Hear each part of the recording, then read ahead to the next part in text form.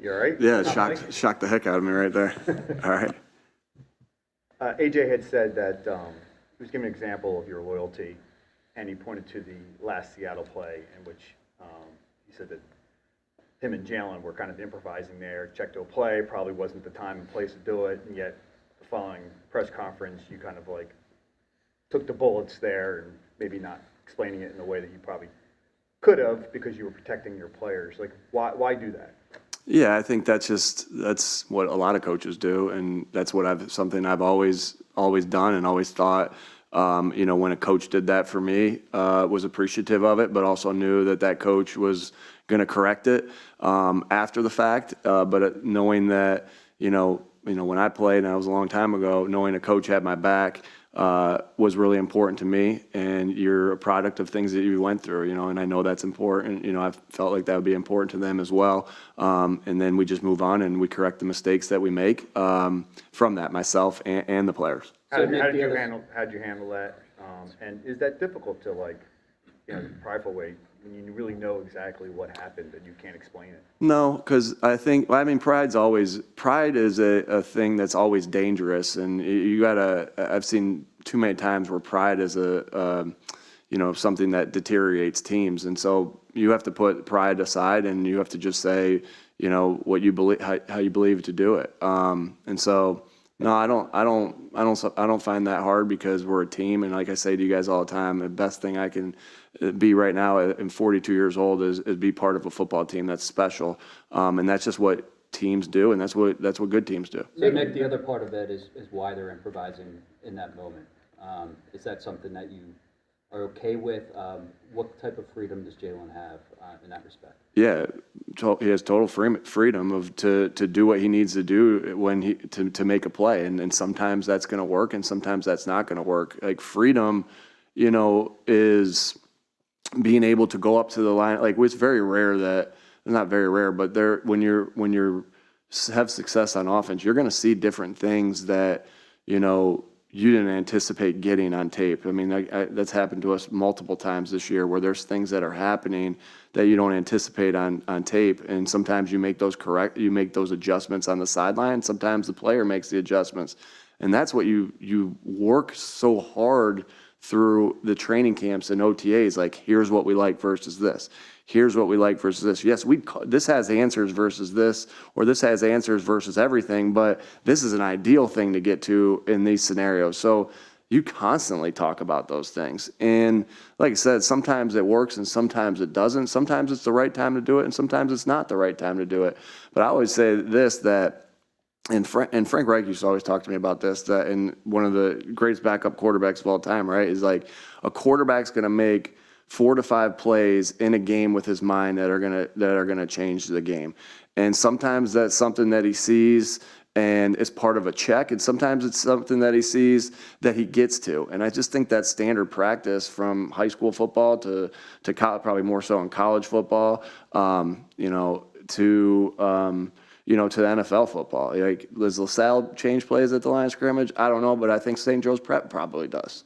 All right, but I just think that's standard practice from within, and that's what you're trying to do, and that's why you're trying to constantly be on the same page with the players, and so like, gosh, I think Jaylen just does a really good job of that. Has done a lot of good things with that, and when it doesn't go right, like in particular in that game, you have to be able to say, okay, we'll fix it. This might not have been the time to do it, or this was the right time to do it. But no one's going to bat 1,000 within those decisions. But I know this, that he's doing this a lot more, and it's working than it's not working in that particular case. With respect to Kansas City, that whenever you made the check to apply the work in those instances where it did work in this one, where it didn't. What is the fix? What was it learned in that time?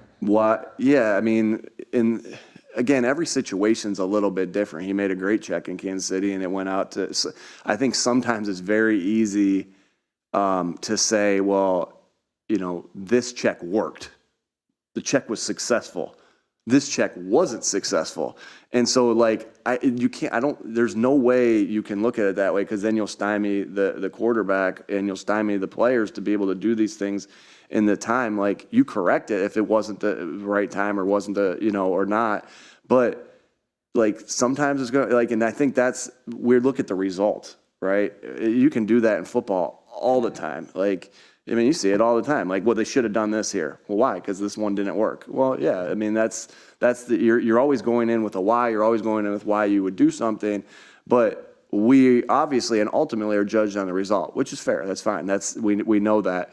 But that's not the same in coaching. Like, you have to look at it and say, okay, this one worked, this one didn't, and when's the right time to do it? It's just, we understand, though, we're going to get judged based off the result of it. What's your view of the public accountability versus in-house accountability? Because the other side of falling on the sword for a player is holding them publicly accountable. Yeah, no, I just think, like, there's things that don't need to be addressed to the outside world, and that we keep things in-house. Just like a conversation with a player, like, I'm never gonna talk to you guys about a private conversation I had with a player, because that's between us, and that's the same thing, with a play. Like, nobody really needs to know in those scenarios, and all that matters is that we know, and all that matters is that we get better from whatever we did from it. If the play worked, we get better from that. If the play didn't work, we get better from that. And this whole team, like, our third core value is accountability, and that's a portion of it. And so accountability, portion of accountability I care about is that what happens in this building. Like, that was nice of AJ to say that. He didn't have to say that, because all I really care about is that the accountability takes place here, and that's all that matters. That's all that matters, is if we're getting better as a unit, and that we're getting better as a team based off the mistakes we've made and based off the good things that we've done. We'll do two more before we flip Yeah, it. you mentioned the labeling. AJ used the term improv. So if, freelancing, other people say, versus Checking. an audible checking in the normal course of the offense. So that's what it Same. was. Yeah, I mean, they checked to a play in that situation. That's what it was. Just like he checked to a play in the Kansas City game, and it worked. This one it didn't work. So, Mike? Can you tell us your decision? With respect to Jaylen, there's some tangible evidence that, if you want to say, I don't know, took a step backwards, something along those lines, more turnovers, not running the balls effectively. Do you look at that and take any onus on that? Do you kind of look at the season as a whole and say, all right, he wasn't quite as productive as he'd been the year before? That's something on us in any regard? Oh, yeah. Okay. yeah, but now do I think Jalen's played really good football? Hell yeah.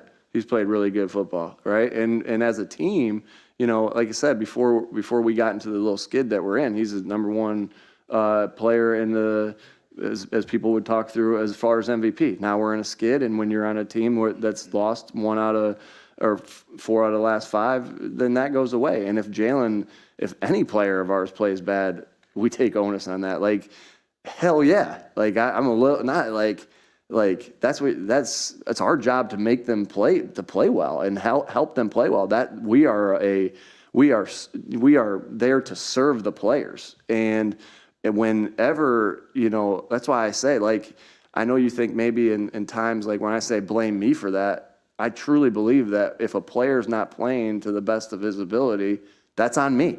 Now, that doesn't mean that we don't correct the mistakes that they made and hold them accountable and just say, hey, that's on me. That's not what you do. You go in and you correct the stuff. But, like, if the detail's off, it's a combination, right? Like, okay, well, the execution and the detail wasn't there, but did I coach it as well as I needed to? And so, yeah, anytime you feel, if AJ had a bad game, I would say that's on me. I didn't prepare you, or I didn't put you in the right position to make a play, and we serve the players, and that's what's, obviously all of us that are coaches now, sure, we wish that we could still play. My goodness, like, I wish I'd have been able to play at this level. They just told me I wasn't good enough to. And so, like, of course we want to play, but then when we get into this role, what's something that's special about it is that you're helping others do what they want to accomplish. Like when AJ or Devontae score a touchdown, that's a special thing for us as coaches. That's why we're going so crazy, because we've helped them, get to that. But that's the same, like if we're going to be so excited when they do something right, and know that we serve them to help them get there, then it's got to be the other way around too, when it's not the right way. And what could we have done better in that scenario? All right, thanks. We're gonna flip it over.